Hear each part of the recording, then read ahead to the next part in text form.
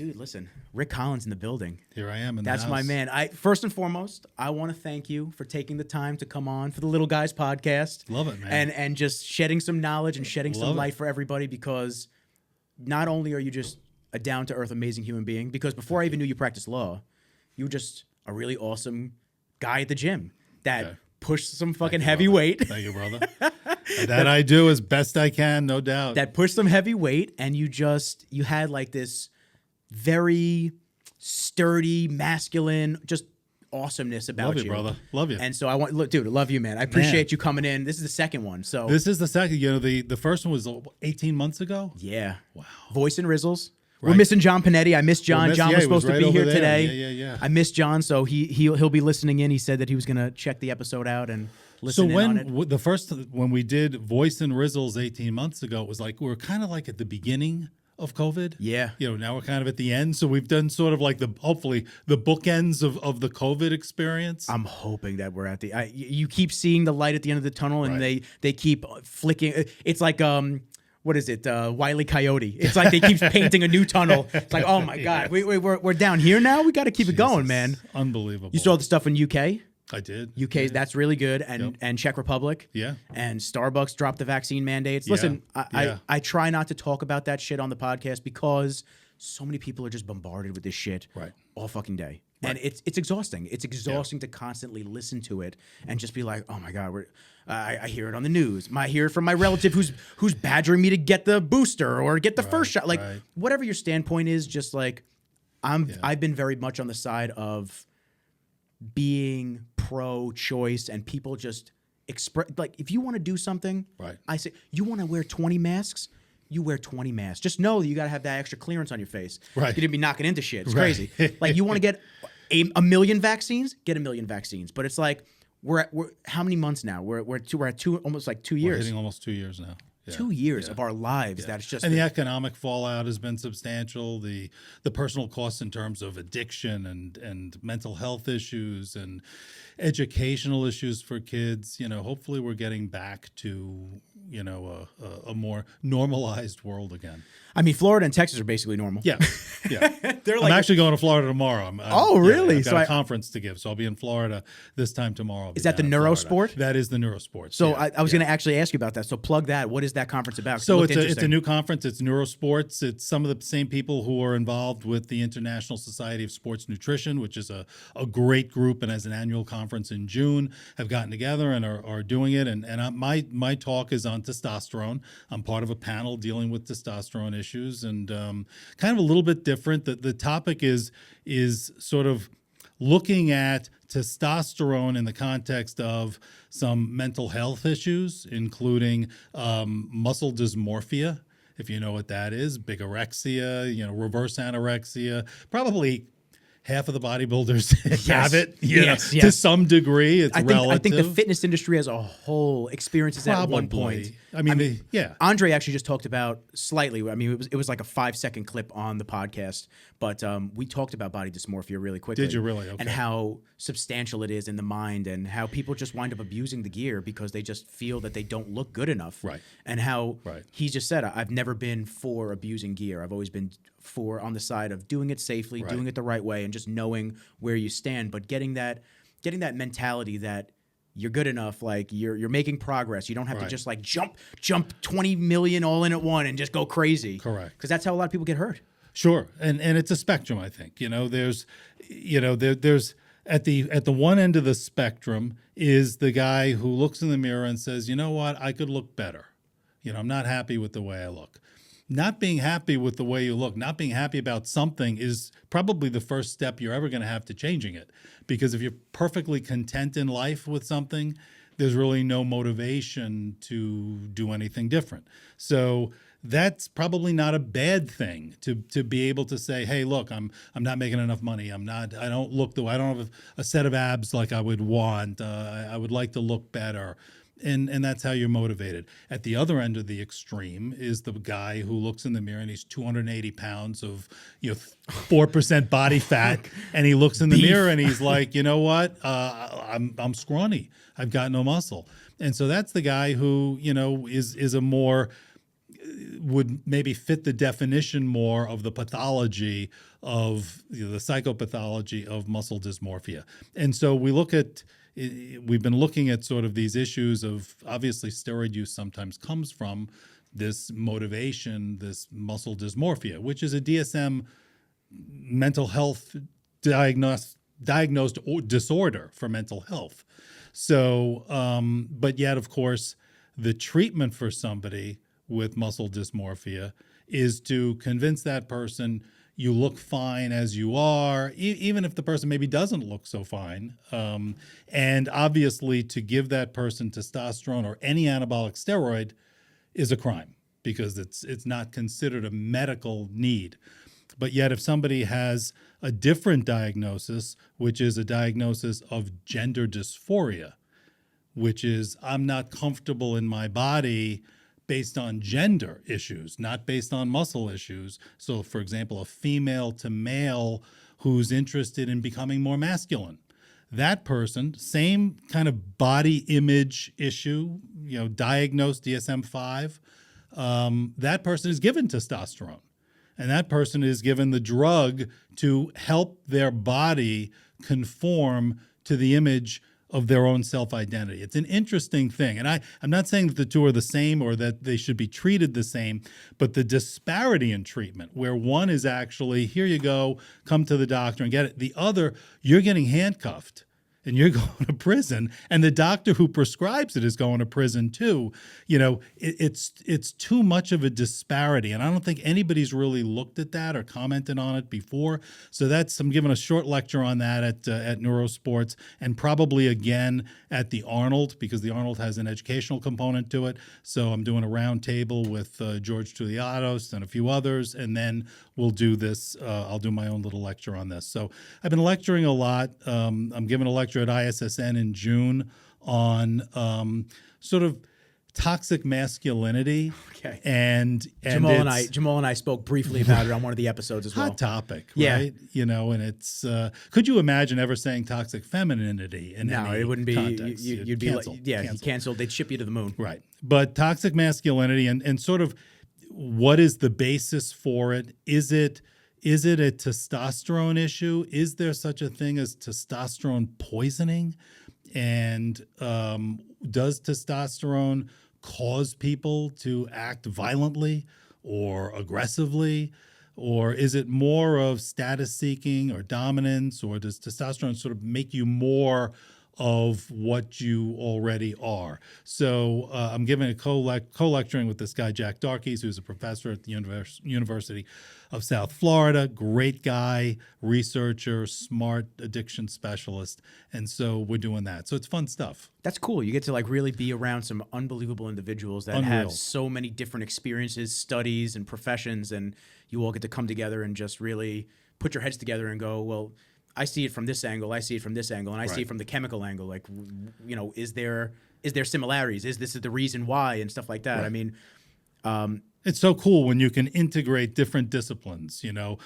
Obviously I'm primarily a lawyer, and I was looking at I wrote some notes down. I watched Lawyers Prepare, right? Yes. So yes. 18 months ago, we sat down, we had John over there and this was 2 hours. Fantastic episode. It was a 2 hour, I can't believe. Raving. I didn't have a single person say that they didn't enjoy that. It was unbelievable. And I know this one's going to be 10 times better too. So thank you. Seriously. So it was great. I enjoyed talking to both of you guys. It was a great time.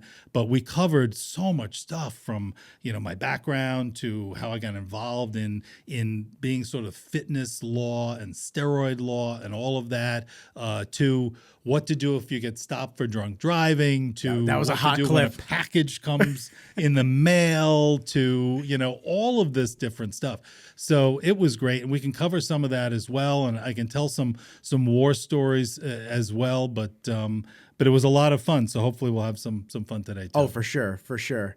And on the topic of the gender dysphoria, right? That's the correct terminology for it. So we had Alex on Kalinka, and Alex talked about everything from transitioning at a young age, at around I think he said that he started feeling uncomfortable in his body. Now, Alex was a female originally and transitioned to a male. Right. And assigned female at birth. yes. Right. And transitioned to a male prior to puberty. Right. So getting all the breast tissue out, and if you really didn't know, you have no idea that Alex used to be a female. Right. I mean, it's unbelievable. Right. So beard. Yeah. Beard like ours. Yes. So it's just it's kind of just a wild topic to discuss and just see, because obviously, I mean, I don't know about you, but I've never had those feelings. Right. So it's very interesting to sit across from somebody and hear them break down and discuss why they felt so uncomfortable a certain way and why now they feel so much more comfortable in their skin. I think everybody is entitled to do whatever you want to do. I think that is the best choice for you. If you think that that's the right path for you, God bless, Godspeed. Do whatever you want to do. Right. I think the people that judge it's like a two point, I guess, method or message, I should say.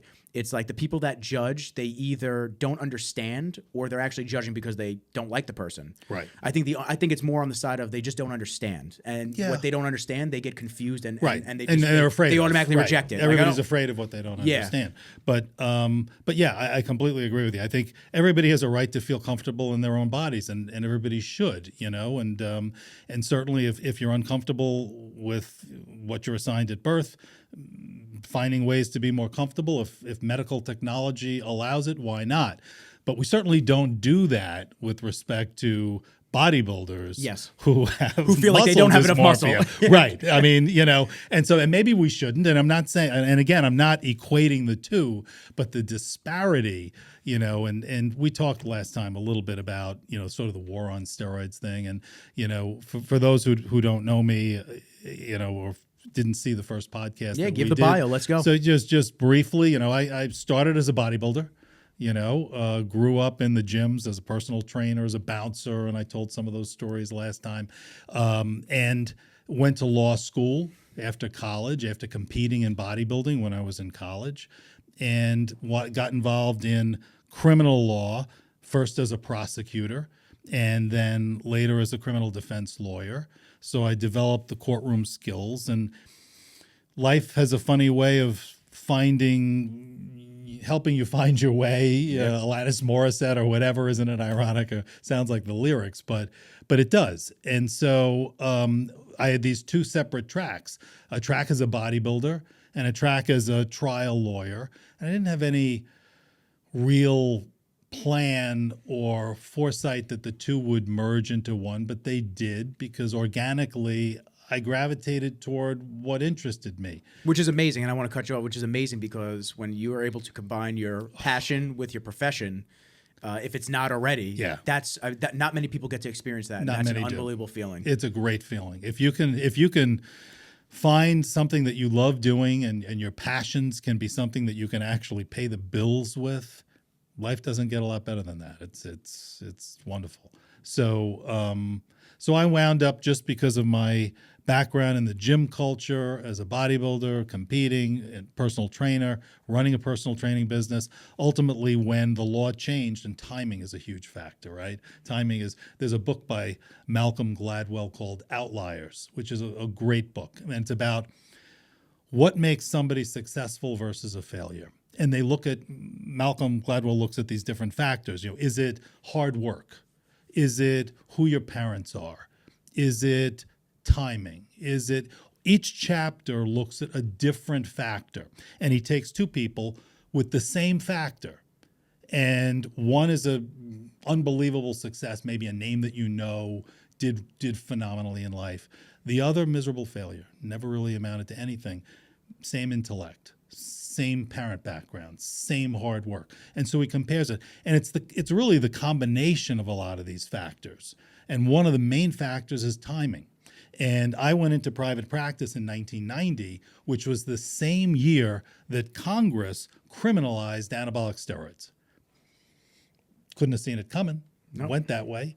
And so when the bros in the gyms, the guys who were my training partners for many years, or like my training partners for many years, started getting questions or maybe interrogated or maybe arrested for an anabolic steroid charge, I started getting the calls. And so I wound up becoming really the only lawyer at the time who was doing really understanding from a personal perspective, the bodybuilding community, and from the legal and courtroom perspective.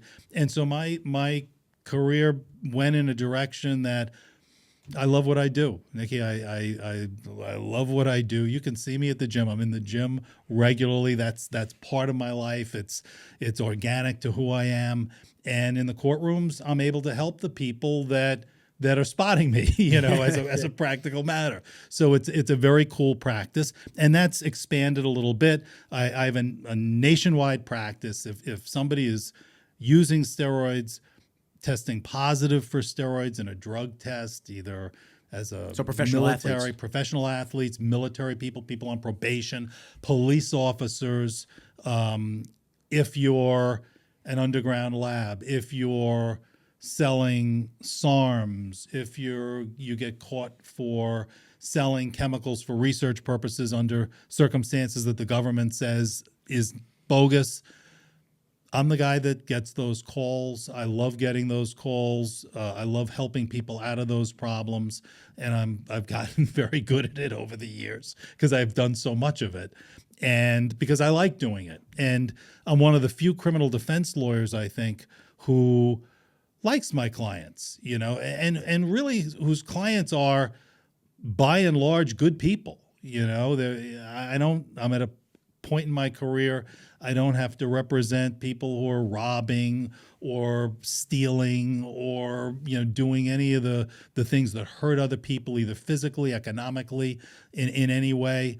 So it's a great practice. I also represent a lot of people in the supplement industry, in the sports nutrition industry. So and I work with lawyers who do other things. My firm is in New York. We have a lawyer that does phenomenal guy who does personal injury cases, any kind of car accident, negligence. I don't do that. My partner does. I've got a lawyer that works for me that does an enormous amount of contract work and trademark work, intellectual property stuff. But you find what you love to do and you do it. So that's what I focus on, and law, like medicine, has become a somewhat, specialized kind of field, so that you get really good if you concentrate in a particular area. But I've gotten to go all over the country, on all over the world. I've given lectures in Bangkok, Thailand, and Guangzhou, China, and Canada, and all around. And it's where was your favorite to visit? Asia's amazing. Asia's got some incredible places. Guangzhou, China is such a different kind of experience. Not a lot of Caucasians there. I'm sure. I would think it's a huge city. It's the same size as New York City, but I think there I only saw maybe 2 other Caucasians in the whole city, and people aren't used to you. Some people actually come up. At first, I didn't know what it was for. They hand you a camera. Their cell phone, as the camera, and they want you to do a selfie with them because you're like the American that they've never really seen before. Really? I've heard stories about them handing babies to take a picture of, a big, Sir, I can't hold your baby. I can't hold your baby. You're freaking me out. Please take the baby back. But it was a cool experience. And then, of course, I went with a friend of mine who's also in the industry, and then we went to Hong Kong, and he's been to Asia many, many times. And Hong Kong is more of like a cosmopolitan city, and that's also an amazing city. Actually, at that time, it was the beginnings of the protests as Hong Kong was being turned back to mainland China, with the hope in Hong Kong that the reintegration of Hong Kong into China would westernize mainland China. The rest of China. But the opposite happened. I'm sure. So they began cracking down on civil rights, and there's a hiking trail in Hong Kong up in the hills, the mountains, called the Dragon's Back, and it's this cool hiking trail. So I wanted to do it. So there was the leader of a little hike group that I was able to join was a lawyer, female lawyer, young female lawyer. And at the end, I wasn't really familiar with Hong Kong politics at the time. It was the beginning of really the unrest.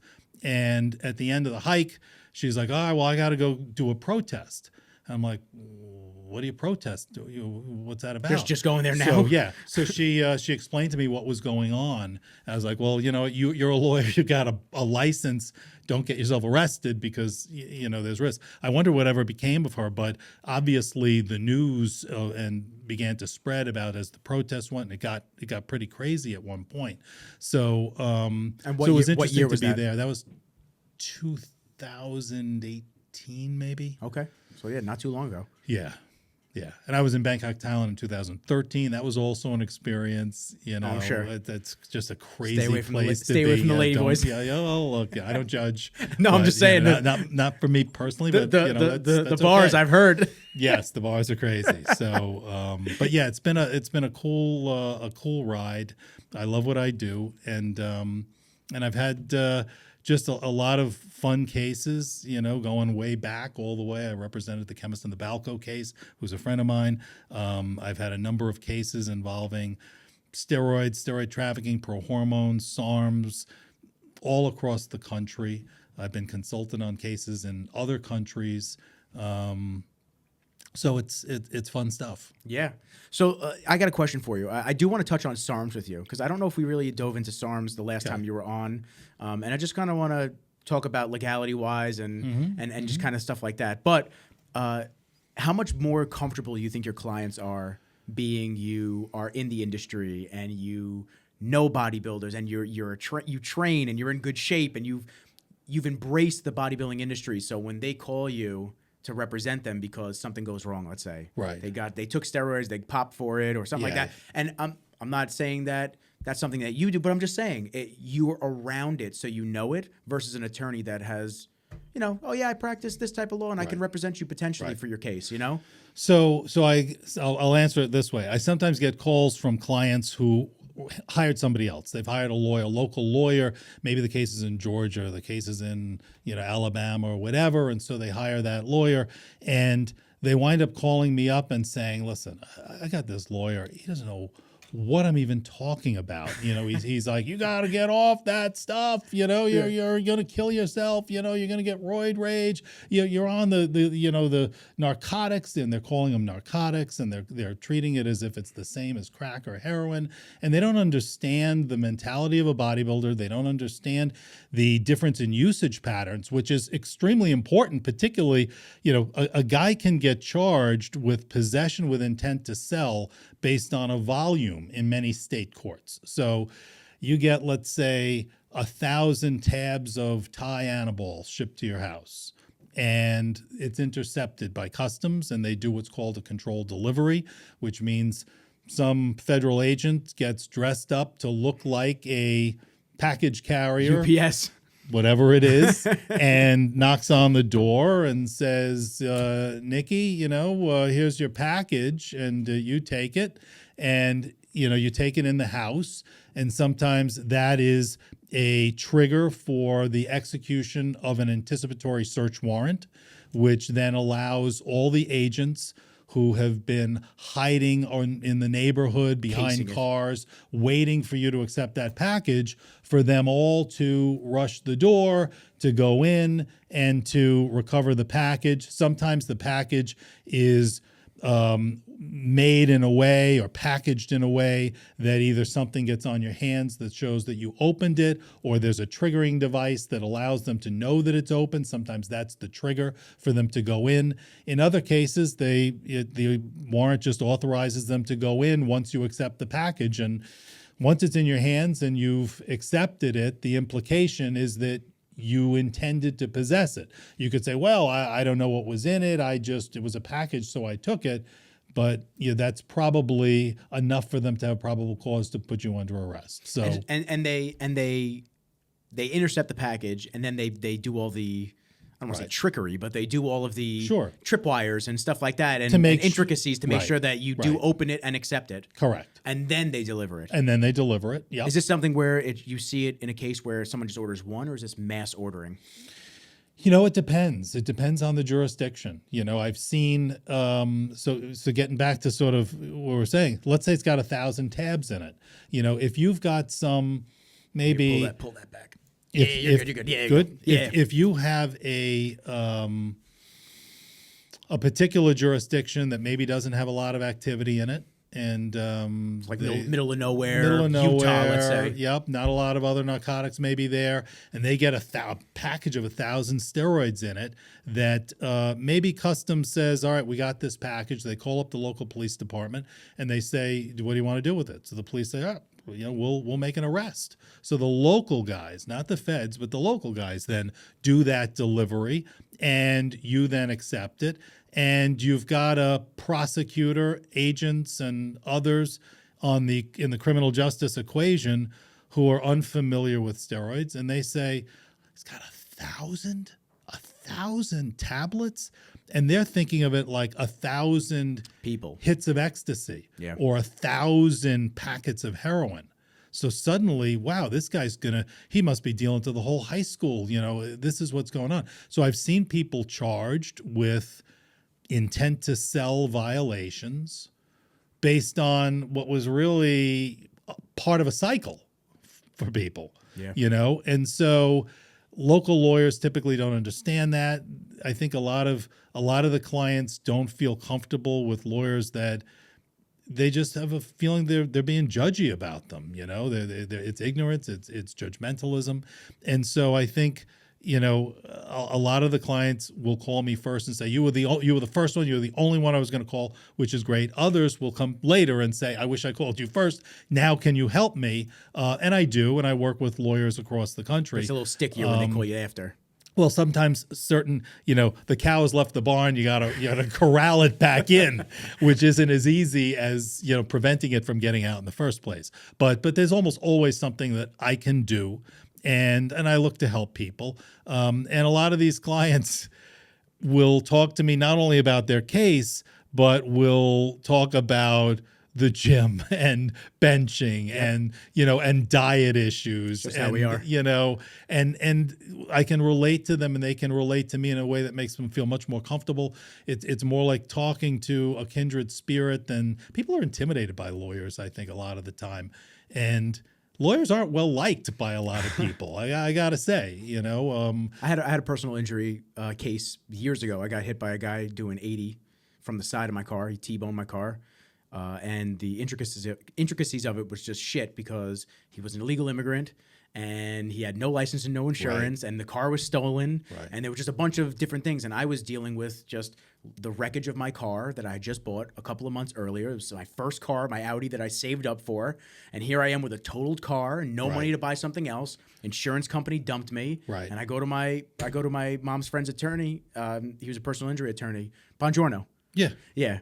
And I went to them, and I remember just sitting in the room with them, and I was just because I was 18 years old, 19 years old. I'm just so intimidated. I'm like, I got to go to court. I got to do this shit. Like, what is this? Like, what's going on? I had no idea. And I just remember just feeling just anxiety, and you got to play the part. You got to go to PT. You got to do the steps that they tell you to do, and you're just like, wow, this is like a lot of fucking work, and just the stress levels just kind of increase. So when you have somebody that kind of eases that stress, and you feel comfortable with them, and you know that they have your best intentions and best interest in mind, that's huge. Yes. Yeah. And that I think has resulted in my practice really, really growing is the relationship that I have with clients. Plus, I try never to be outworked. I work harder than ever. I fully believe in that. And I think any client that has ever worked with me will tell you that. And a lot of my clients refer other clients. That's probably my main source of people is you got to hire Rick. You got to talk to Rick. It's the word of mouth. I mean, it's a big community, but it's also a small community for just bodybuilding. But then obviously you have all the other areas that you specialize in. Yeah. So you deal with so many different people. But I think it's also important for lawyers to recognize that a lot of people are intimidated by them, and I don't think that's necessarily fair. Lawyers get a bad rap that I don't think is justified. But I think it's incumbent on lawyers to go that extra step to be real people, to be a mensch, to be an ordinary guy, to not try to intimidate people, to go, and I go very hard not to intimidate people, particularly because people like us maybe are more intimidating, based on what we bench and what we do in the gym and whatnot. I don't try to use my physicality in court to try to intimidate people. He shows a tricep every now and then. Yeah, exactly. I think it's there. It's sort of like under the surface. It's implicit. That's mine too right now. Yeah. And so to keep it more of like, dormant. You eat a lot of ice cream. Oh, come on. A lot of ice cream and a lot of sushi to keep it all under there. At the gym. I see you at Bev's. Well, shout out to Bev's. Let's I see go. you there all the time. But yeah. So I love what I do, and I love just maybe there's a certain aspect to being a trial lawyer that's kind of the modern day gladiator in a way. You're not using a sword. You're not in the sand, but it's a battle. Whether it's a trial or it's even negotiating something to get it where you want it to be, it is strategy. It is thinking 3 steps ahead of your adversary. It is figuring out which choices are the best choices to make.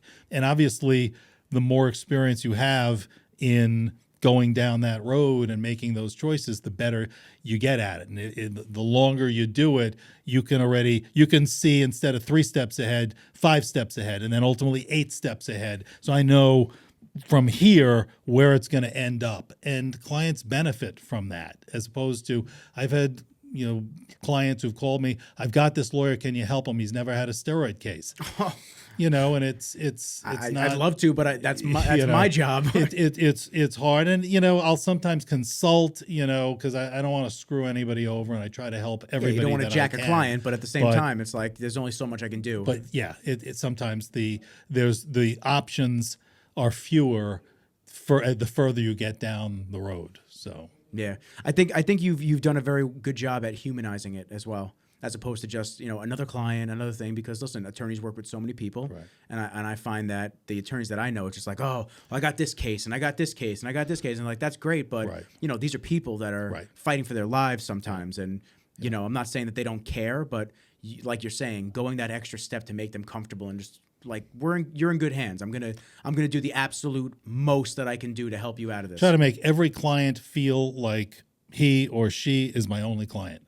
I'm super responsive, and a lot of the clients, I bet there are some past clients who are going to be watching this podcast and are going to say, oh yeah, there's Rick, because a lot of them, past clients, become my friends on social media. Yeah. They'll follow me on Instagram, Rick Collins ESQ. They'll follow me on Facebook. They'll, because we've taken a journey together, and I've helped them through what is, for many people, the most or one of the most stressful times of their life. It's scary. I can only imagine. You're in the jaws of the criminal justice system. It's not a good place to be. State or, God forbid, federal, you're looking at, problems. You're looking at a scary, scary position to be in.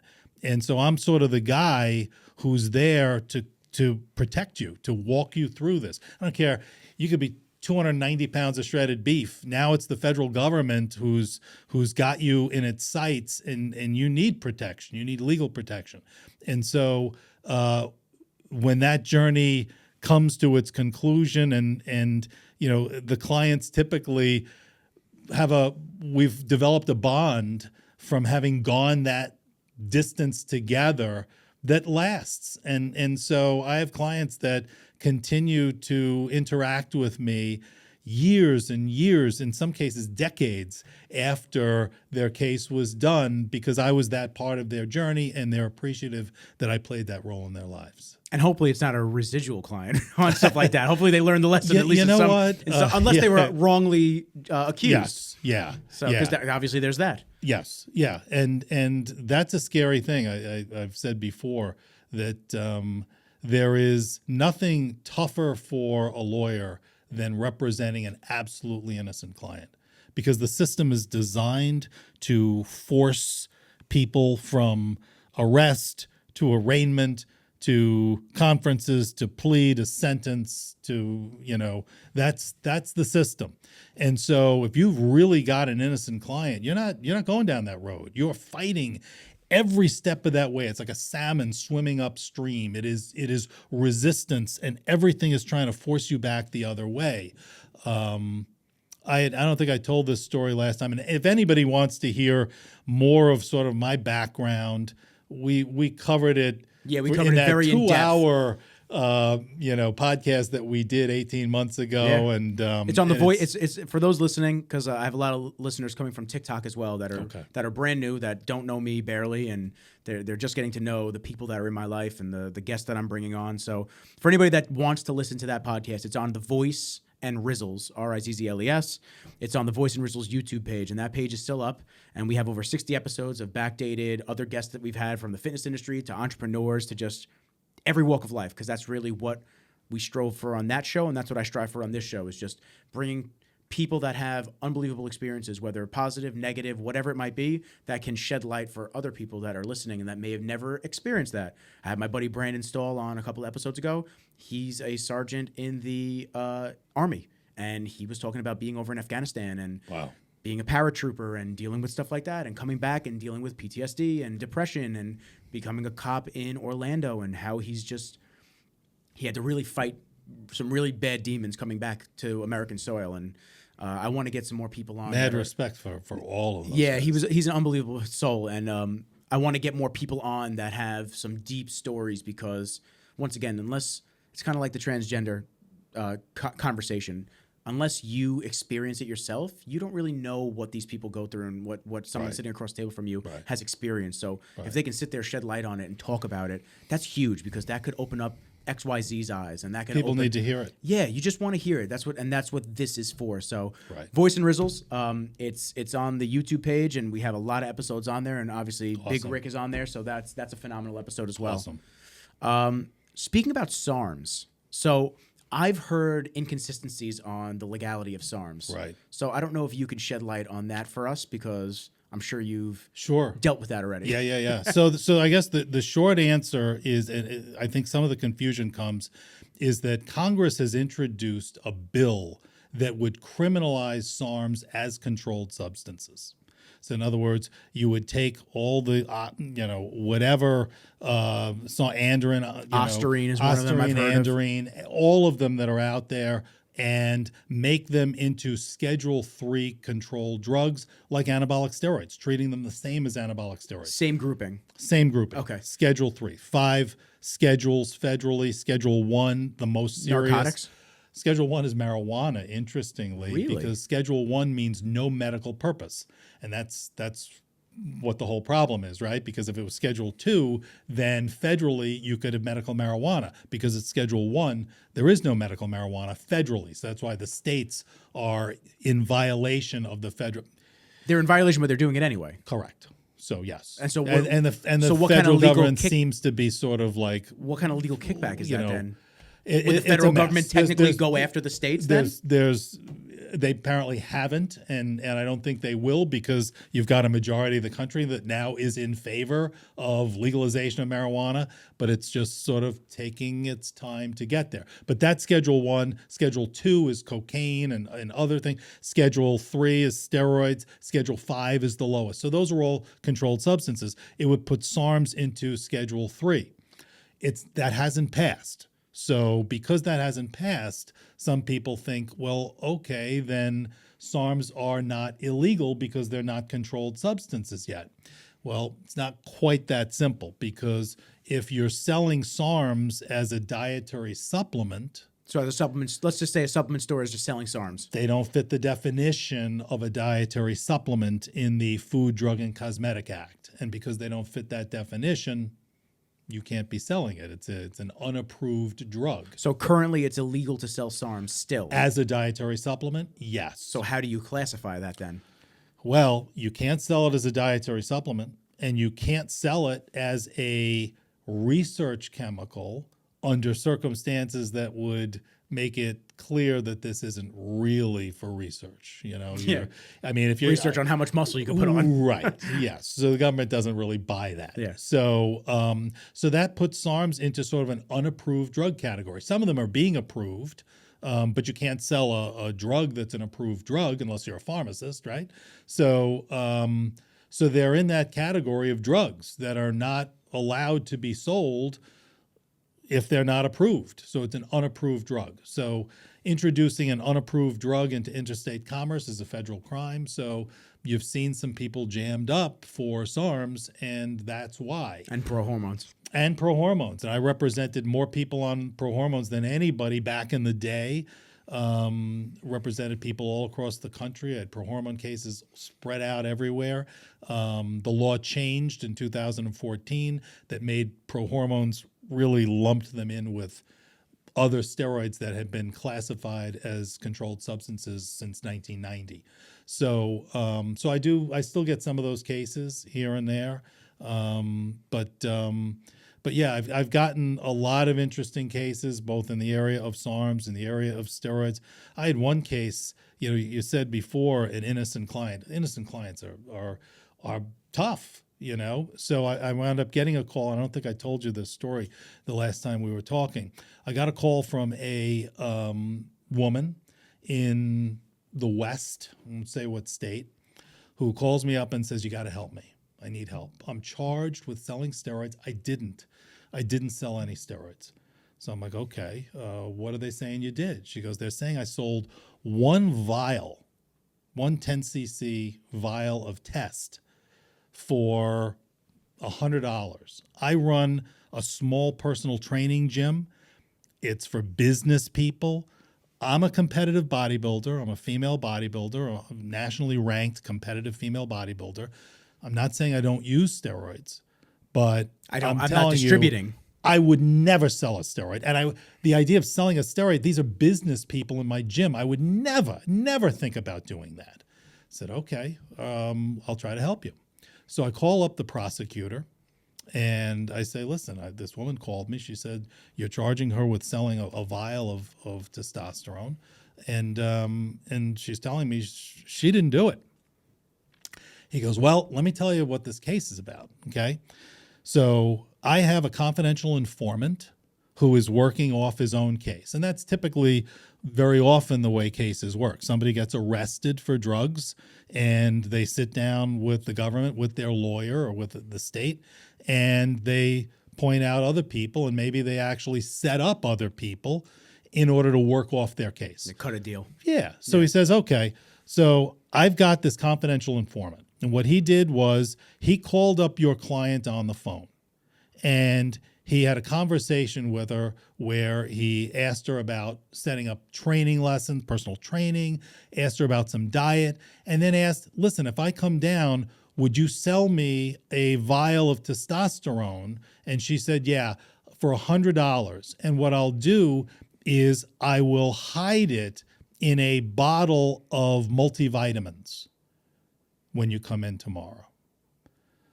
That conversation, he says, was not recorded, but the confidential informant after that call called up the agent he was working with and said, hey, I got a live one. That woman who runs the personal training facility, she's willing to sell me steroids and she's going to hide it in a bottle of vitamins. She's going to do it tomorrow if I go down there. Agent says, let's do it. Yeah, go down. Let's do it. Here's what we're going to do. He meets the agent the next day. The agent does a pat down of him, which is standard procedure.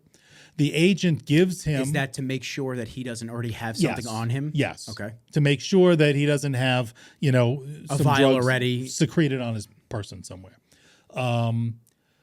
Gives him the $100, wires him up so that the conversation that occurs inside the gym will be recorded, lets him drive his own car to 3 blocks to the personal training, the agent waits outside, guy goes in, and a transaction occurs inside.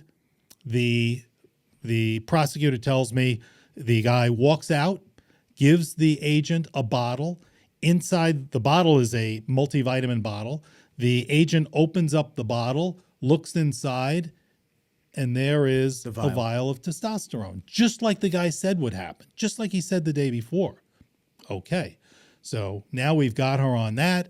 3 weeks later, they conduct a search warrant of the house, the woman's house, where she lives with her powerlifter husband, and they find some steroids in the house. I'm sure, not just for her. Happens to be actually in his side of the bedroom, nothing in her side of the bedroom, and the steroids don't match the vial that was inside the bottle, but it's steroids. So the prosecutor says to me, so we got a problem here. So here's the problem. In this state, it's 3 strikes and you're out. The drug conversation on the phone the day before, the actual transaction itself, strike 2. The drugs in the house, strike 3. You put them together, she's got a 10-year prison term that she's looking at for 1 vial of One vial. He goes, no, look, I'm not trying to ruin her life. She pleads guilty to a felony, and I'll give her straight probation. She'll never do a day in jail. I call her up. I'm like, this is what I'm just going to tell you what this guy is saying. And it was clear as day. It was her voice recorded on it. Yep. Okay. She says, I'm telling you, I'm not taking it. I will not plead guilty. I did not sell anything. I didn't sell a single vial. He is lying. I'm not doing it. Absolutely not. So this is where we are. Wall in a hard place. You're stuck right there. So you're like, okay. I said, okay. So I asked her some more questions to try to get a better sense of it. I'm like, so tell me, I listened, I said to the prosecutor, send me the recording. Let me listen to the recording. So I get the recording and I listen to it, and it's somewhat equivocal. You hear him say, they go in a room, he's asking about training, he's asking about diet. At some point he says, oh, do you have that bottle of multivitamins we talked about? Oh, God. And she says, oh, yeah, here it is. And, you hear ring up in the cash register, and you then hear some other stuff rustling around. There were 2 things that I was able to do that made the difference in that case. Number one is that was a state where, unlike most states, you had the ability to depose the prosecution witnesses before they actually go to trial. So I call up the prosecutor. I'm like, listen, I want to depose the snitch and I want to depose your cop, your agent. And depose, for those that don't know, meaning sit down and sit down and have an interview just like we're having, to find out what the case is about and find out what they did and to be able to cross-examine them a little bit. So he says, okay, we set up a date. I fly out to that state, drive, up into the mountains where this little town was. The next, I wind up, I got local counsel because it was a little tiny town. So I got a lawyer. That other lawyer, apropos to what we were talking about before, spent most of the meeting the day before trying to convince her to take a plea. Plead guilty. You got to plead guilty. No, I'm not plead. She's fighting. She's resisting all the way. She doesn't want to plead guilty. He's trying to make her plead guilty. I'm like, you know what? Don't plead guilty. Let's fight it. Let's see what happens. So we come in the next day. I talk to the prosecutor. The prosecutor says, I got bad news. What's the news? The snitch is not available today. He had an emergency and he can't come in. I'm like, I just flew from New York. How fucking convenient is that? This is not right. You should. He's like, well, I don't know what to tell you, but I could maybe get him available by phone. So I'm like, so I'm going to depose a witness by phone. That's a crazy thing. He's like, well, your other choice is I'll reschedule for a month from now. But the probation deal runs out next week. Yeah, of course, it expires. Of course. So I've got to make a choice. So I make a bold choice, and the bold choice is get that guy on the phone. Oh, really? I say get the guy on the phone because I think I've got enough to be able to knock this guy, to give him a knockout punch, because I'd listened to the tape, and the tape. The recording has him going into the room with her, having that conversation, coming out, having a conversation at the counter where she gives him the bottle of multivitamins. His claim is it's $100. He says she never rang it up in the cash register. She actually gives me an advance. I had the cash register receipt timed to when he's in there for $25, which was the cost of the multivitamins. So I've got him in a lie. So, and I've got some other stuff. So I got him on the phone and I started asking him, I'm like, okay, so you're inside and you're claiming that she gave you a bottle of multivitamins and inside it was these steroids. That's your claim. That's what you're telling us. Yes. Oh, yes. That's what she did. Okay. And so these drugs that she gave you, she didn't ring it up in the cash register, right? Well, no. I mean, nobody's ringing up a drug transaction in a cash register, right? Well, of course not. Of course not. Okay. Little does he know I've got the receipt that shows he's lying. Yeah. So then I said, so when you were done with this drug transaction, the first thing you did, of course, was to go outside and give this bottle to the agent, right? Because you knew this was the evidence that you had collected, right? This was the drugs. You didn't go somewhere else, right? And he's like, no. Well, I think I went to the bathroom. I'm like, wait a minute. So you went to the bathroom before? You did that before you gave this precious, the drugs to the agent? He goes, yeah, I had to go so bad. I'm like, number one or number two? He goes, number one. I'm like, okay. So your bladder is so engorged. It's exploding. It can't handle anymore. Couldn't handle another. So you had to now go to the bathroom before you give this evidence to the police officer. Yo, yes. And you took the bottle with you. Well, yeah. So you went into the bathroom, you closed the door, you locked the door, and it's just you and that bottle in the bathroom, right? Yes. What he didn't realize, knucklehead, was that the tape was running, the recording was going the whole time. You hear him go into the bathroom, you hear him lock the door, you hear him put his keys on the porcelain of the sink. You hear the rustling of cellophane. The wrapper, he opened it up. And you actually hear the sound of tablets hitting the toilet as he scoops out enough to be able to take wherever he had hidden, because the cop let him drive his own car. Could have had that in the car. Yeah, I was gonna say he patted him down, but at the same time, there's no recording. Drive the car. And there's no recording of him Correct. watching him get patted down. And then lets him drive the car. Yeah. Genius. Puts it in there, closes it up, and gives it to the cop. I confront him with this. He's like, what you don't hear? A single drop of urine. Not one drop. No number two. Nothing. No urine. Nothing. So I confront him with this, and there's silence, and he goes, I don't like the way this is going.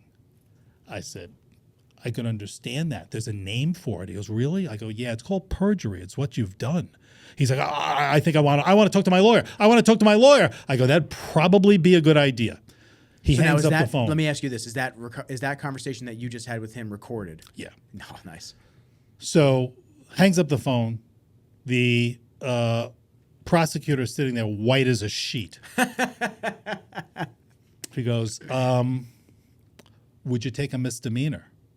I said, okay, I'm going to tell you how this is going to go. Yeah, let's explain. You're going to dismiss the charges against her completely, and I'm going to try to convince her not to sue you, the cop, and the entire police department and the DA's office for the travesty that you've just done here. He goes, I can live with that. Okay. Yeah, I would assume so. And so we did. And so that was one where, you save somebody's life, innocent client. Scary even as a lawyer, it's scary to have that responsibility, but she was adamant and I believed her from the very beginning, and she's still one of my friends on social media. And it's very cool.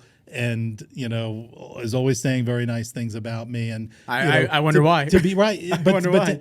Save your life. It's those are the things you look back on as, I'm sure doctors do it, whatever it is, you look back and you say, wow, what a difference I made in this person's life. What a gift for me to be able to have had that experience. And so, so that's, there are times I look back on my career, and hopefully there's more times ahead for it. Plenty. where, you're like, wow, this was really good. This was a really good thing. So now, did anything happen to her husband? Was he prosecuted on anything? He wound up, I think, taking like a misdemeanor or something for what was in the house, and it was like no big deal. Damn, he got pinched because of that, because of a bullshit. Yeah. Someone just making up something up. And what's scary is that, he was just lying. And what he had done was, think of the, he was a knucklehead on one level, but he was Machiavellian in another, because he figured out what he would say, right? He worked out with her on the phone call for her to give him the bottle of multivitamins. He figured in advance what he would do. He told the cop how it was going to go, and then he conformed the transaction to be what the cop expected. Sick stuff. Yeah. And, and he picked somebody who was a competitive bodybuilder who, if we had gone in front of a jury, they're going to look at her and go, there's issues there. You look like you take stuff. So there's going to be issues. There's going to be definite bias.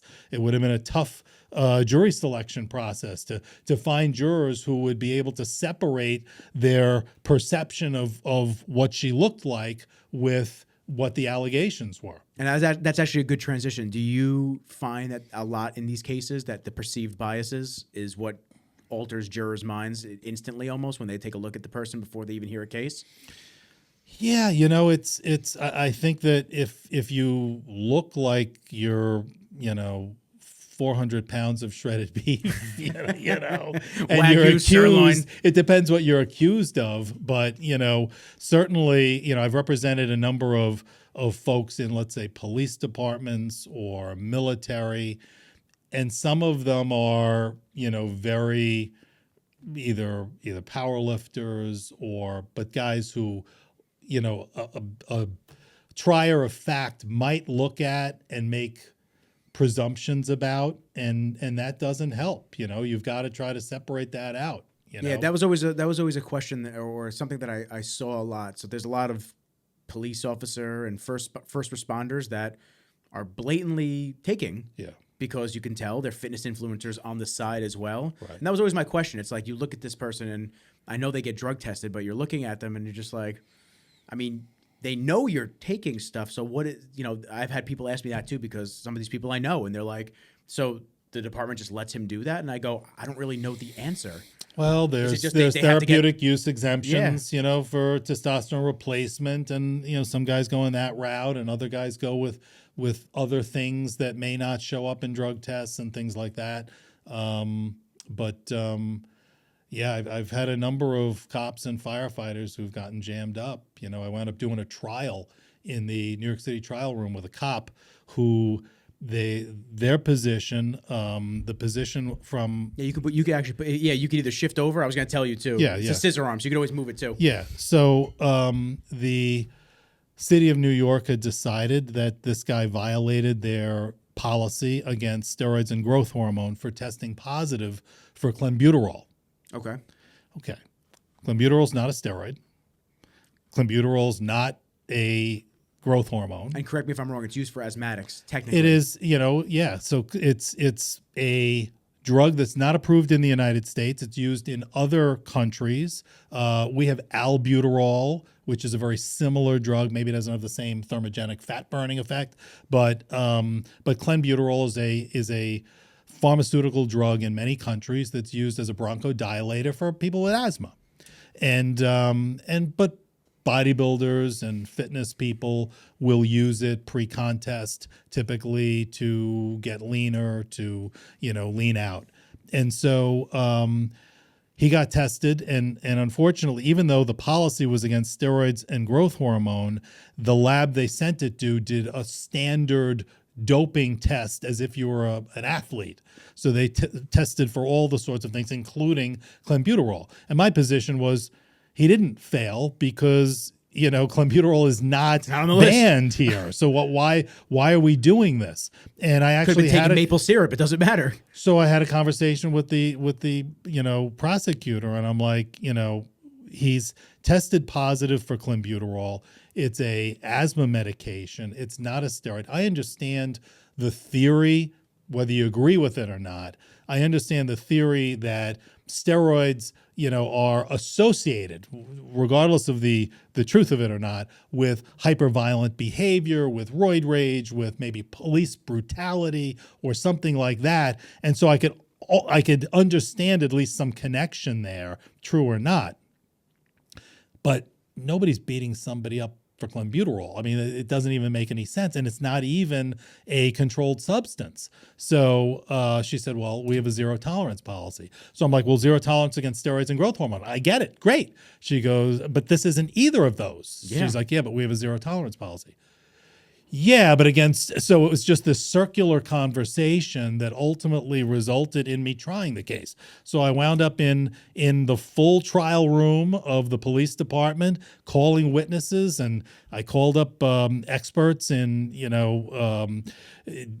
different issues, physiologies and sports science. Yeah, and including in dietary supplement contamination cases, to be able to show that there have been cases. Jessica Hardy, for one, Olympic swimmer, who tested positive for clenbuterol, never took clenbuterol, took a dietary supplement. So I had all of the evidence, and ultimately we won in the trial room, which doesn't happen often. Most of those cases are convictions of the cops who go in there. So another client who is still on my social media, and I would be too. Another good guy. I'd have the post notifications on every time you post it. I'd have that finger thumb up. I'd be like, oh my god, I can't do it fast enough for Rick. So yeah, so it's been cool. It's been a very cool ride. On something like that, are they more annoyed, or I'm not even annoyed, I guess I should say? Are they more concerned with that they purchased an illegal, like, I know you said it's not an illegal substance, but it's also not used in the US, so it's like, where did he get it? Yeah, I mean, that was I'm sure that was in their minds. On the other hand, there have been people in the US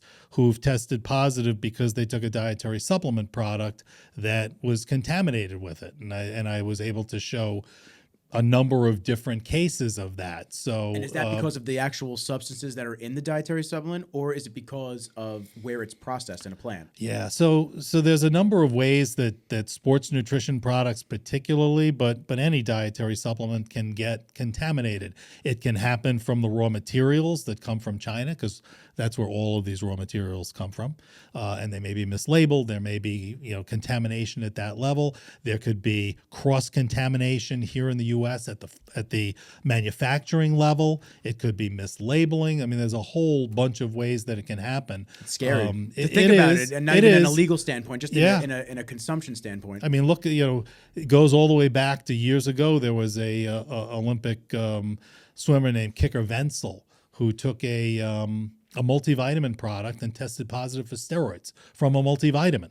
And, it's not the dog ate my homework either, because they actually tested a bottle of it, a sealed bottle, and it had steroids in it. So now was that a contamination across their entire line, or is that just one bottle that just happened to it could be just a single batch. It could be, it wouldn't be everything, but a lack of cleaning the equipment, kind of like the DMAA, or things like that. Yeah. It's kind of like that thought process where, it's already in there, and we don't know that ingredient's going to start popping, and then it's illegal, and we have to start taking things out. So it wound up that he wound up suing the manufacturer of the dietary supplement product, got, I think, a $600,000 or some kind of a settlement with them, and so, but it happens. But it also puts him through hell for the time being. So. For an Olympic athlete, it could be the end of your career depending on when it happens, and so really bad stuff. When you were talking about the association of just a mental craziness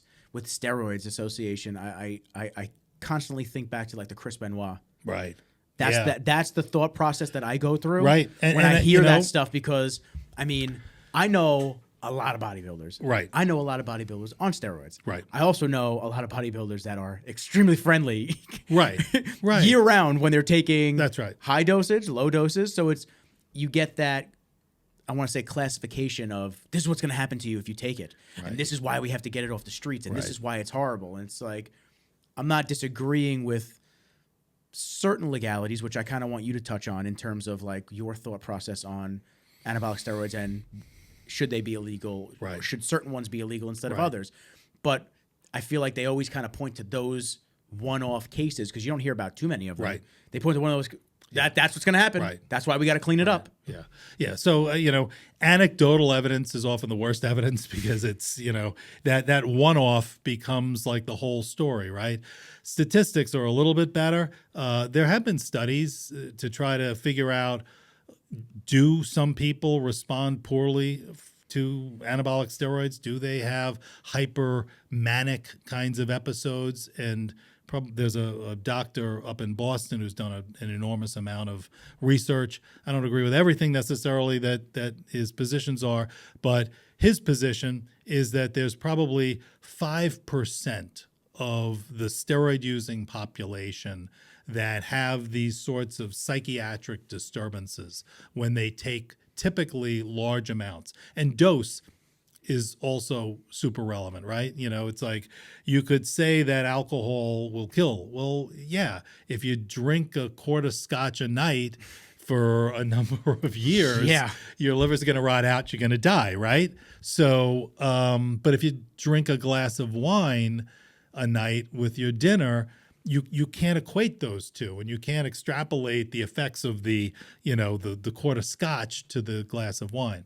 So most of the research that he's done ultimately suggests that typically under a gram a week, you really don't see much in the way of psychological issues. And that's at a all. gram of what? A gram of total steroids, but yes, yeah. So a gram of total anabolic steroids, which typically for many people is a gram of test to start for some, and then beyond that. So once you're getting up into those gram, 2 grams, 3 grams, you're going to see in a very small, again, it's a small population, probably 5% of the steroid using, community, you'll see some hypermanic behavior, which can be expressed through aggressive behavior or hypomanic behavior. Roid rage. And usually, even in that 5%, there's a segment of pre-existing mental illness,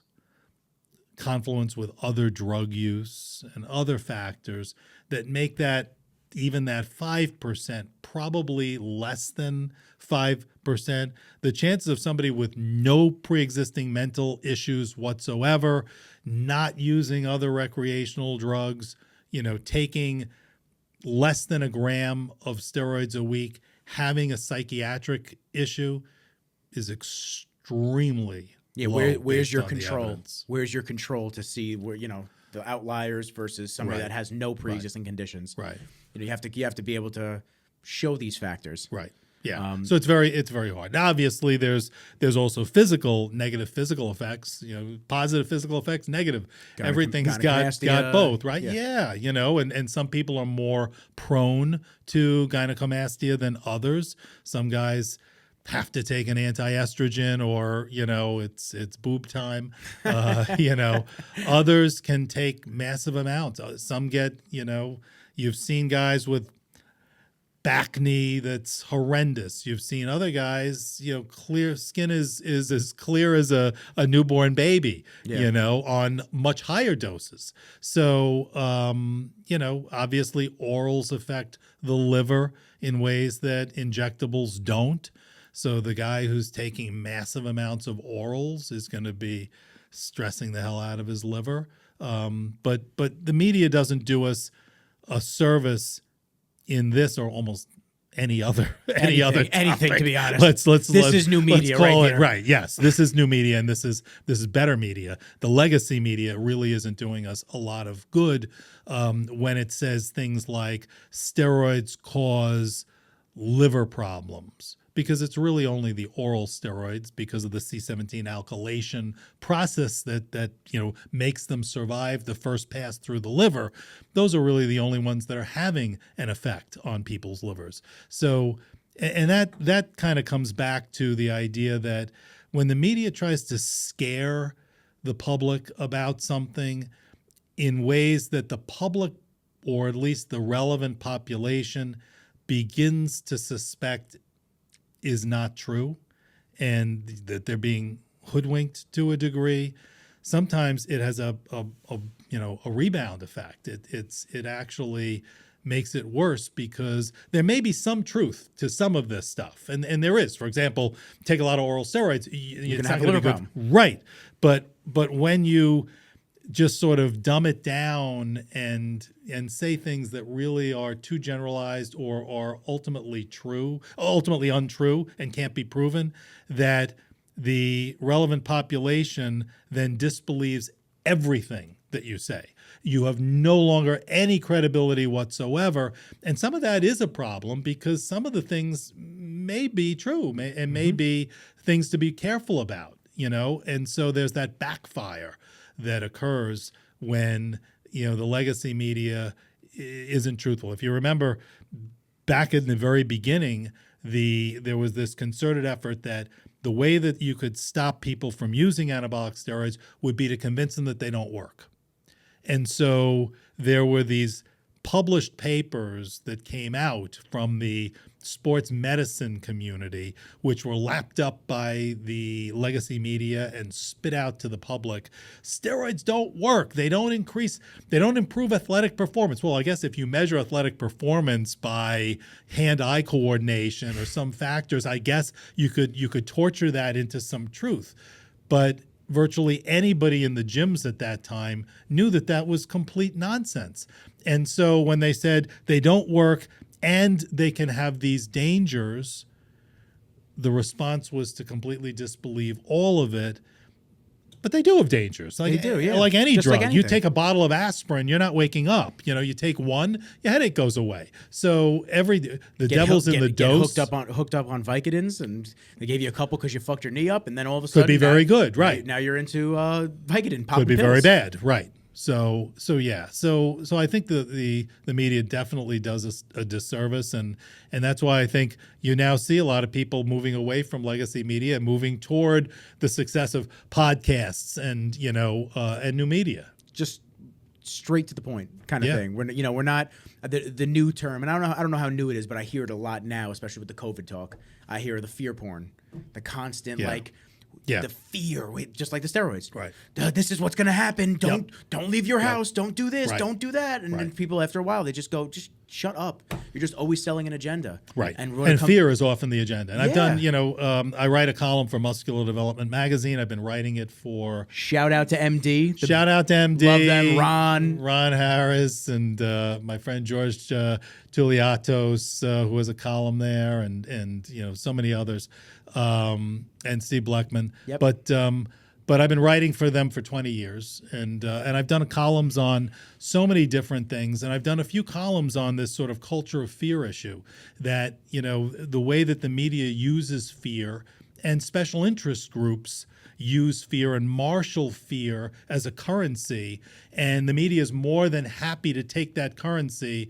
The old adage, something in your refrigerator is killing you, film at 11, and so you're now enticed to tune in and watch those soap commercials that are being, sponsored by thousands, if not millions of dollars of corporate money.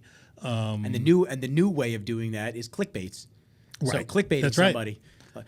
Nikki Rizzle said what to this professional athlete, and it's like, what did he say? And then at the end of the video, I just said, "Sup?" Right. Like it's not, and it was nothing. And they got the view, they got the ad revenue from you watching it, because you're just like, where does he say it? What's going on? And you sit there and you're waiting. It's like those ads. Those ads where they have the drawing. Sit down, because we're going to explain to you how 10 steps into how to improve your life. Right. And you're never going to understand how you didn't know this before. Right. And when we get started, you're really going to love this. But before we get started, it's like, dude, just get to the point. But they're drawing it out, because they're making you sit on that site, and they have a little ad in the top left corner that says increase your libido.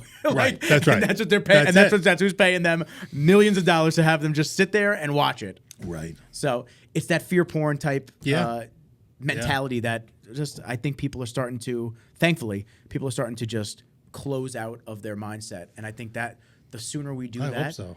I mean, I haven't watched any news since this whole COVID stuff started, and it's not just because of COVID. It's getting political, burning out. It's everything. Out. I just don't want to hear about anything. Yeah. It's everything's fucking negative. Yeah. The world is ending tomorrow. Yep. I'm tired of hearing about it. Yep. I talk to my people. I talk to amazing people every single week. I get to interact with my clients, shoot amazing videos, travel around, shoot with different companies. Unless an asteroid's coming right for us, nuke. Right. Don't talk to me. Leave me alone. Right. Yeah. Because y'all are just going to keep doing what you're going to do anyway, and the numbers are just going to keep plummeting. And people are so afraid now to say anything because you say something wrong and you're canceled. That's it. We're living in this crazy cancel culture. Even Arnold got canceled. Fairly recently. And all the athletes were uprising, and they were not agreeing with what he said. And listen, when it comes down to it, it's okay to not agree with what someone says.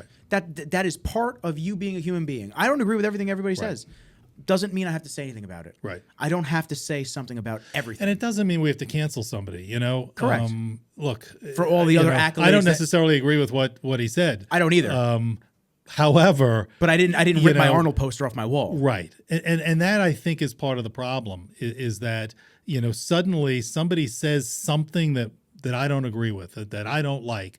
And so decades of other things that person has said that I do like, maybe things that person did that I do like, maybe charitable endeavors that person did, maybe that person did all these good things, but that one statement, that one stupid statement that they make in a 10-second clip, in a 10-second clip that's probably out of context anyway, is now I need to cancel this. Shut the fuck up. Come on, really? And it's, I think there is a lot of that going on. It's virtue signaling on both sides, and that's not right. It's like, you know what? There's nobody listening, watching, you, me, nobody who hasn't said something that they regret. There's nobody, and something that's stupid. And then you look back on it and you're like, that was not the right thing to say. Yeah. And if that one stupid, asinine thing that we say becomes the basis for our entire lives being wiped out, and now you're just I'm now canceled, I'm dead to, I think it's time to drop back and rethink ourselves as a culture, because that's not a good place to be. Once again, we go back to the point of you can disagree with somebody. Just because you disagree with somebody, if you don't want to support that person anymore, that's fine. Sure. But to blast it out in hopes that there are droves of people that are going to come and help you. And this isn't just for Arnold. No. This isn't just for any. This no, is just I'm talking generally. And I know I'm just saying in general. This is just like if Chick-fil-A CEO comes out and says something, and now they rally around. Right. Fuck Chick-fil-A. Let's burn them to the ground. It's like, really? It's like, just maybe just don't buy a sandwich. The pitchfork. The Twitterverse has become like these people with bunch of keyboard warriors. Keyboard warriors with torches. It's like the villagers who come storming with the torches. Over the slightest thing. They play telephone. Right. You've used Susie did what? You've used the wrong word, and now we're gonna come after you. Yeah. And it's just a very weird society. I think it's a very weak society in a lot of ways, because they're looking to be the next viral sensation when they cancel somebody. Right. I want to be at the forefront for me telling everyone to go fuck off with this guy. Well, I think now everyone joins in. We're actually giving points. I think you get virtue signaling points by being the first to call out. Exactly. That I'm more virtuous than you. I've found you use that word, and you're now canceled, and I'm going to be the one who points it out. And it's almost like a modern day McCarthyism. That's not at all good. It's strange behavior. It's that social. I want to be the next sensation online where people see my video. That's why you see all these, and we're kind of getting off topic, which I don't mind and I love, because we can go into a million different ways, because we're both well versed on a little bit of everything. Yes. But it's like when you see a woman get assaulted on the train and all the men just sitting there. Sure. Everyone's got their phone out instead, because they want to record the assault. They don't want to actually get their fucking hands dirty and deal with something. And I'm not saying that you got to jump into someone else's problem, but at least have the courage to put the phone down, maybe call help. Right. Call for, if you're not going to get involved, why don't you call somebody instead? No, they will all, you see a circle of phones, and who's going to upload it first, and who's going to get it to TikTok, and who's going to, it's like, guys, we're living in the society, like now, we're living in a actual tangible world. The digital world, although great and you can become famous overnight, don't chase that shit. Be real. Like, be present. There are people that could be hurt, and there are people that their livelihoods and their businesses and their legacies, like you just said, could be destroyed just because you were hoping that your video was going to be the one. Yep. Yeah. Yeah. I think the more time we can spend in the real world and the less time we can spend in the, the virtual digital world. The metaverse. Yeah. The meta. Yeah. So yeah, definitely. I try to spend a lot of time. I mean, I obviously I'm active on social media like you are, but I try to spend as much time in the real world, and I try to have real world experiences and real world, interactions with people. I try to do things that are different. I think we talked a little bit. I'm a licensed skydiver, so I've done a number of skydives. It's great stuff. I've climbed some mountains with some of the ISSN guys and other stuff. Did a couple of days hiking and camping in the Grand Canyon. These are there's a whole world out there. It's an amazing world. And, and people forget that it's not in the keyboard. It's actually, and they forget that it's in the United States too. Right. They think they have to go to other countries. There's an amazing country that we live in that you only experience. Oh, I'm going to go to Nashville and just go get shitty on in the town. Was it? It's not Bourbon Street. That's New Orleans. It's a Broadway. Broadway. That's what it is. So I'm just going to go get shitty on Broadway. It's like, well, did you explore any else of Tennessee and see any of the other areas? Because I always try, wherever I go, I try to have an experience of some kind. That so if I'm in Vegas, I've done like the gun store there, that's shooting cool. The automatic weapons and just different stuff. I once was in Detroit on a meeting, and I had a layover for about 8 hours. It came in the day before, so I had like 8 hours to kill in Detroit. And so the question becomes, what do you do in Detroit if you've got like 8 hours to kill? And so I had a friend who is a female bodybuilder, but also a police officer in Detroit. And I call her up and I say, listen, I'm coming to Detroit. I got a few hours to kill. Can you hook me up with a ride along? Okay. She's like, yeah. I'm like, I know you're in like the worst precinct in Detroit, and Detroit is like the murder capital of the country. Gary, Indiana's next to it. So if I'm gonna be in Detroit and I got some time, it would be kind of cool to do a ride along. And I had done maybe some ride alongs when I was in the DA's office because I was a prosecutor before I did criminal defense work. So she goes, yeah. So she picks me up. We go to the precinct, and she sits me down. I'm sitting on a bench. The captain comes out. He gives me a form. Of course, the form is the waiver form. So you're signing away whatever happens in this ride along. Lawyer, I'm going to be looking at these pages. Okay, I get it. I know what it is. I want the experience, and I want the experience in the worst precinct in Detroit. So comes back out, and somebody gives me a bulletproof vest that says police in big letters right across the front, and a big black walkie-talkie like this big. So they go, okay, wait over there. Two people come out. One's an African-American guy, looks a little like Denzel Washington in Training Day. Okay. So you're like, oh no, please don't be like Denzel. And the other is this, blonde female officer, sturdy, strong-looking blonde female officer. And so the two of them say, come with us. So I walk outside. We get into the back. They open up the back door of a black unmarked Dodge Charger. I get in the back seat, passenger side. She's on the passenger side, and he's on the driver's side. We start driving. So we're driving along. I'm sitting in the back seat. I'm trying to make some small talk. Crickets. Talk a little bit more, make some conversation. They're not interested. They're just, So I get the sense. Okay, so I'm a lawyer, right? I'm a New York lawyer. Can't get worse than that here. And so, look at he's, homeboy's gonna think he wants to come on the ride along. Okay, all right, let's shake him. Let's shake him a little bit. Yeah, they're probably not happy that they have to, babysit me, in this thing. So they don't really want to talk to me. So okay, so I'm just looking out the window. I'm waiting. I'm hanging out.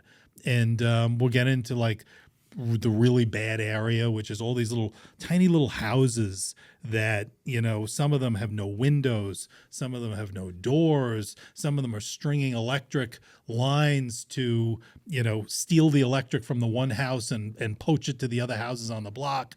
There's people moving around. Of course, everybody in the neighborhood knows this car. So as soon as it's coming down, people are shifting away, turning their backs, okay, I get it. So at this point, there's been no discussion about what this ride-along will entail. What is my role in it? What are the limitations that are imposed? And why do I have a walkie-talkie? What am I doing with this walkie-talkie? And why do I have a bulletproof vest? So suddenly he stops the car. He gets out. She gets out. As she gets out, she pulls my door handle. So I assume, okay, that means I'm supposed to get out of the car. So I get out of the car and I look back, and he has the trunk of the car open. He slams the trunk. He turns and he starts running up the block. She begins running after him. Now they're running away from the car. They're running away from where I am. And you're sitting there by yourself now. So I'm standing there by the side of the car myself, and I'm looking around, and I'm like, everybody knows who this car is. I've got police across the front of I'm unarmed. All I've got is this walkie-talkie. And what's better? I don't know where they're going. What's better? Do I chase after them, or do I sit and be a potential target just sitting in the car by myself? That's right. So I say... Which is terrifying. So I say, you know what? So I start... He's running, she's running, I'm running. So the three of us are running up the block. I have no idea where we're running. He's running. Suddenly, he makes a left turn and begins running up toward the steps of a house. And I see when he makes the turn that he's got a black cylinder about this big under his arm. She now has her gun out. And she now makes a turn, and she's running after him. I now, with my walkie-talkie... I was about to say, I got my walkie-talkie out. I now make the turn. So now the three of us, he runs up, he takes the black battering ram, he hits the door flies. He's in the house. She's in the house. I'm in the house. The three of us are now in the house. I have no idea what's in the house. So we get in there, and it's absolutely true story, just the way it happened. I'm now in the house. He goes to the left into like a dining room area. She goes to the right, and in the right is like this living room, and there's a couch. It's like a squatter's thing. It's disarray, garbage, one couch, and on that couch is a body. And when we come in, the body comes alive. This body starts screaming, and it's a woman, crazy crackhead hair, and she's screaming at the top of her lungs because I guess she didn't expect us to pay the visit that we did. So is this a warrant? So keep going. She's screaming, and so the female officer is trying to calm her down. The male officer is over in the dining room. So, and I'm, I was a bouncer for many years. I'm just in complete, mode. So I make a beeline to the back rooms to see who's in there, see what's going on, and to secure the premises to whatever. With your walkie-talkie. With my walkie-talkie. And your bulletproof vest. What? In the back of my mind, I got to say, it seemed surreal. It almost seemed like, this can't be real. They can't really be subjecting me to 20 cartel members with machine guns, Al Pacino in Scarface. Say hello to my little friend. I have a walkie-talkie. I can't say hi. Exactly. I mean, I did. Hopefully there'd be body shots that I could, because I had the vest. But I couldn't believe that they would really do it. But yet I was all in. So I went to the back. Luckily there was nobody back waiting there. for you with a fucking Thank shot God. off. Luckily there's nobody there. So then I come back out. And as I come back out of the bedroom area, I see that the crackhead who had been on the couch is screaming and pointing at me, screaming and screaming. She didn't like me, didn't like anything about me, nothing about me. And I realized, so I now kind of drop back, and I'm kind of, staying behind the wall and watching. And what I come to realize is that she's a confidential informant. and that the officer had, she trusted the officer, obviously had some relationship, didn't know who I was, didn't trust me, didn't want me part of hearing what this conversation was about. So I wait, I let that conversation play out, and then the three of us leave. And so I get back in the car, and from that point on, and we wind up later arresting somebody, and it was just like a crazy, crazy experience. But from that point on, they were very nice to me. I'm sure. It was like, This guy's got balls. He just ran in with us. It was wonderful. We all got along. We had these nice conversations about, our respective lives and what we do. And so the next day, my friend calls me up and she says, "So what did you think?" I'm like, it was unbelievable. It was this incredible experience, and I got so into it. I probably did something stupid, but I was all in, and I just had a great experience, a great time. She's like, "Oh yeah." I go, "Why? What did they say?" "Oh, they wanted to know what you thought of it." I said, "Yeah." Well, I go, "Well, what did they think?" She said, "They wanted to give you an experience you'd never forget." Yeah. So I'm like, okay, all right, I get it. So hazing the new guy. This was kind of staged. Yeah. I mean, that woman probably was the victim of this. They surprised her. But I think they wanted to see what I would do.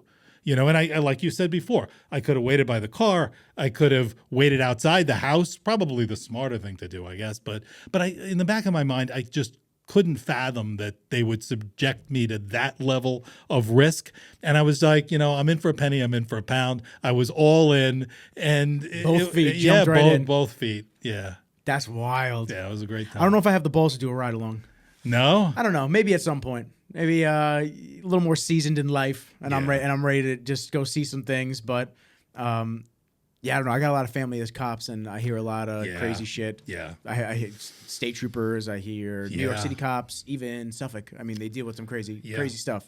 Well, we talked about last time, and maybe we can end with this. Yeah, I was going to say, because we're getting up there. We're an hour and a half again. Yeah, wow. So we'll end with this, and that is that for a lot of police officers, the most dangerous thing that they can do is a car stop. Yeah. That's the danger. That's really the greatest risk to a cop. And so, it makes sense that if you are stopped by a cop, keep your hands on the wheel, don't get out of the car to start coming toward him with your hands in your pockets. Don't, roll down the window so you can see what's in the car. Keep your hands on the steering wheel. Can I have a license and registration? Okay, it's in my pocket. Can I reach for it and do it that way? We also talked about if you're drunk when that happens, right? So, which is a bigger problem, certainly. Slightly. And, obviously I do a lot of steroid cases now, but I also do some other cases. I'm actually representing one of the cases in Washington, D.C., one of the January 6th cases. And I've done a lot of drunk driving defense cases. I prosecuted a lot of drunk driving cases back in the day. In terms of drunk driving cases, what most people always ask is, so if I get stopped, I've had too many drinks, do I take the test? Should I take the breath test? And that's one of the main questions people ask. And the answer is not as clear cut as people would like it to be, because I'll tell you, when you don't take the test, if you've had 2 quarts of scotch, don't take the test if you're capable of refusing at that point, because the reading you're going to blow is so ridiculous that they're never going to give you a plea offer.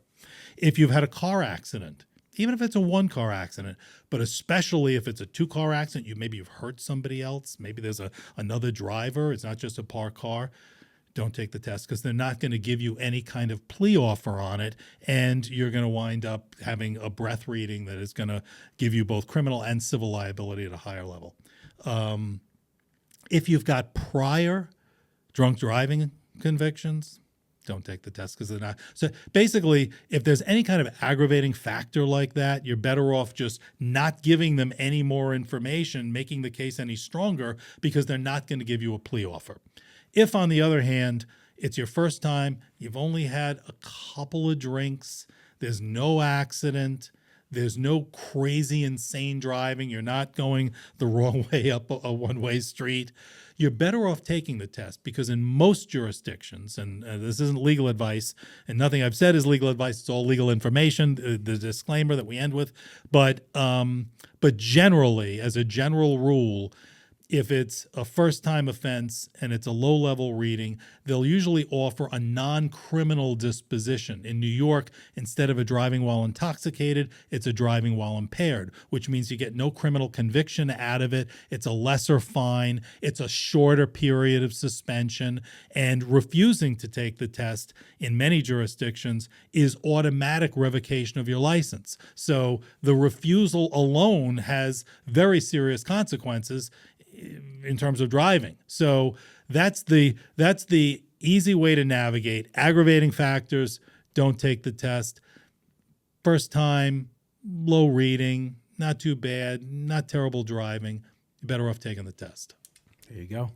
Well, listen, Rick, you're amazing. Listen. Thanks, brother. It was fun, man. Listen, dude, I love you. I could talk to you for 3 hours, we but just scratched the surface. We're going to have you back on, obviously, again. I'm going to have you come down man. again, and we'll talk about more stuff. I want to get more into the steroids side of things, and we'll get some questions. We'll get some questions from people on TikTok, Instagram, stuff like that. And I think just, once again, like Rick said, the disclaimer, it's not legal advice, but it's nice to know these particulars when and if you're, I guess, navigating these waters. Absolutely. And there's a lot of that in that 18-month ago, our first podcast, and people can watch that, and there's a lot on that topic there too. It's perfect. So you got a flight tomorrow? Yeah, I do. And you're going to enjoy that. So how can people... I got to go home and pack, man. Yes. How I'm the same way. I pack last minute. How can people find you? What's your Instagram? I know you said earlier, but so it's Rick Collins ESQ. You can find me on Instagram at Rick Collins ESQ. You can find me on Facebook. I have a public page at Rick Collins Online, Rick Collins Online on Facebook. I am on Twitter at Rick Collins ESQ. And if you're interested in the steroid stuff and you want to kind of poke around a little bit, I have a website called steroidlaw.com, and there's plenty of information there as well. And if you just Google me, I mean, I've done so many podcasts. I've written a lot. I've done some research. I was part of a team that did a lot of research into surveying steroid use among American adults. So yeah, and so hit me up. Follow me on some of the social media pages, and you'll learn a lot too. Thanks, you'll learn a lot. So, episode 15 of Rizzology. Thank you, Rick Collins. Peace.